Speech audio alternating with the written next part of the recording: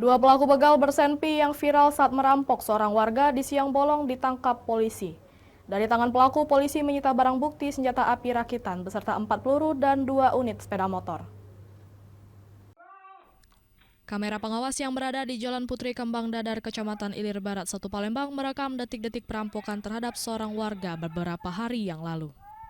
Dalam video tersebut, kedua pelaku mengancam korban dengan senjata api lalu membawa kabur motor korban. 2 hari setelah beraksi, para pelaku ditangkap Polsek Kalidoni, Palembang.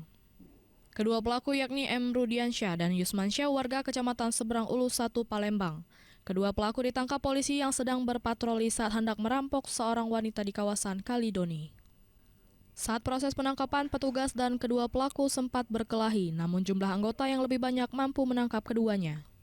Pelaku bahkan hendak menembak namun digagalkan petugas. Dari tangan kedua pelaku, polisi menyita barang bukti senjata api rakitan beserta 4 peluru dan 2 unit sepeda motor. Tak hanya menangkap kedua pelaku, polisi juga menangkap 3 penadah motor hasil perampokan. Menurut keterangan Kapolrestabes Palembang, keduanya merupakan penjahat kambuhan dan sindikat pelaku perampokan yang sudah berulang kali beraksi di kota Palembang. Alhamdulillah anggota kita berjumlah 4 orang berhasil melumpuhkan pengendara motor yang notabene 2 orang tersebut.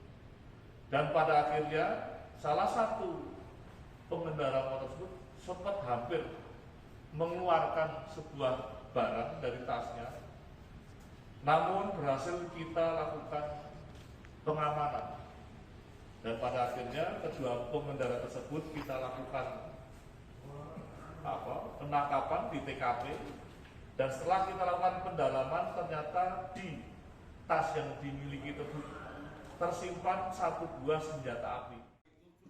Atas perbuatannya, pelaku dijerat dengan pasal 36 KUHP dengan ancaman di atas 5 tahun penjara. Sementara 3 penadah dikenakan pasal 480 KUHP dengan ancaman kurungan 5 tahun penjara. Dari Palembang, Muhammad David, iNews melaporkan.